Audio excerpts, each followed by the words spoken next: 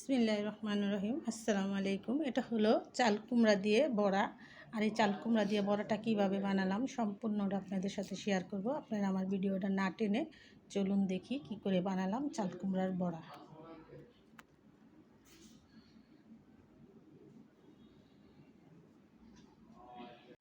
তো এখানে নিয়ে নিয়েছি আমি পাকা দেখে একটু চালি কমু। আর এখানে নিয়েছি আমি ডালটা আমি ভিজিয়ে রাখছি। তো এই ডালটা ভিজতে ভিজতে আমি অন্য কামগুলো সেরে নিব আর আপনাদের সাথে শেয়ার করব। আমার ভিডিওটা দেখতে থাকুন না টেনে কী করে এই চাল কুমড়ার বড়া বানানো যায়। ডালি কুমড়টা দেখা যাচ্ছে একদম এরকম করে কিন্তু আদা বাতি হয়ে গেছে। আমি এটা ছিলে নিব। এটা কষলানো হয়ে গেছে, আমি এখন ডাল বাটাটা দিয়ে দিব।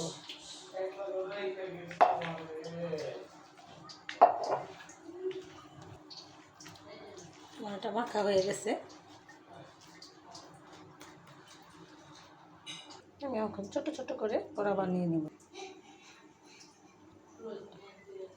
এক এক করে আমি বড়াগুলো ভেজে নেব।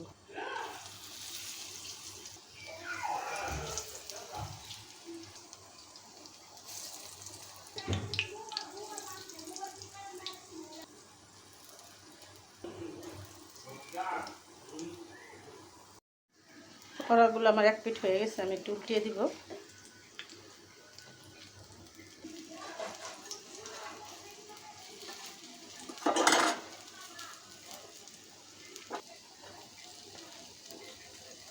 চাল কুমড়া দিয়ে যে এত সুন্দর বড়া হয় আমি কিন্তু কখনো খাইনি, আজকে প্রথম আপনাদের সাথেও শেয়ার করলাম। দেখেন কত সুন্দর হয়েছে, আমি ভাবলেও কল্পনাও বুঝতে পারি না যে এত সুন্দর চাল কুমড়া দিয়ে এত সুন্দর বড়া হবে। তো আপনারা একবার হলেও ট্রাই করে দেখবেন, খেতে অসাধারণ স্বাদ।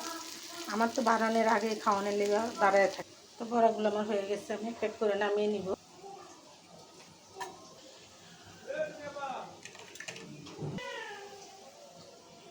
হয়ে গেল। আর এই বড়াগুলো আমি কী কী দিয়ে বানালাম, কীভাবে বানালাম সম্পূর্ণটা আপনাদের সাথে শেয়ার করলাম।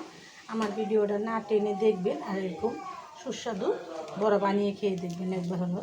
যেরকম খেতে হয়েছে দেখতে হয়েছে এরকম খেতেও কিন্তু অসাধারণ সুন্দর হয়েছে, খেতে খুবই মজা হয়েছে। আপনারাও একবার হলেও ট্রাই করে দেখবেন। আর নতুন নতুন ভিডিও পেতে আমার সাথেই থাকবেন। তো আমি আর ভিডিওটা বড় না করে এখানে রেখে দিলাম। আসসালামু আলাইকুম।